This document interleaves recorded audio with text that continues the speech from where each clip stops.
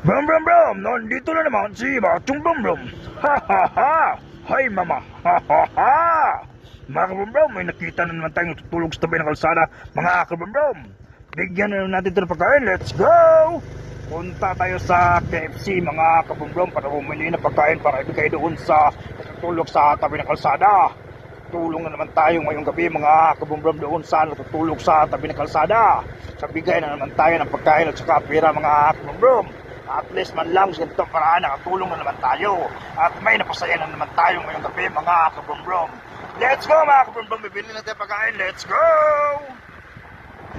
Dito na tayo sa may KFC mga kabrumbong. Bibili na tayo ng pagkain para ibigay doon sa natutulog sa tabi ng kalsada. Let's go mga kabrumbong. Pasok na tayo para umili ng pagkain. Let's go! Dito na tayo mga kabrumbong. Bibili na ng pagkain. Let's go! Ito na mga kabrum-brum, nakabili na tayo ng pagkain sa KFC at may 1,000 pesos na pera. Ibigay na natin ito kay tatay na natutulog sa tabi ng kalsada. Let's go!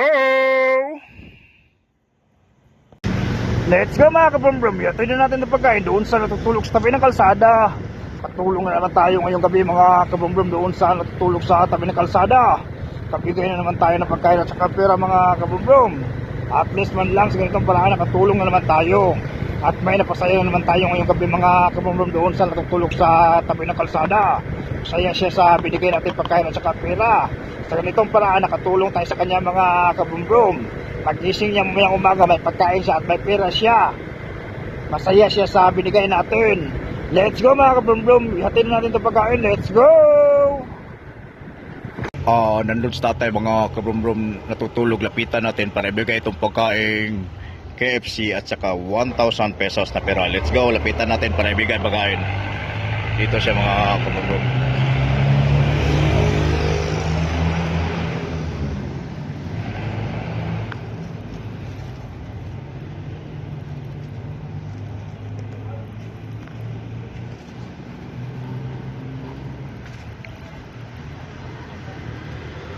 Let's go mga kabrumbrum, ibigay natin pagkain kay tatay. Let's go.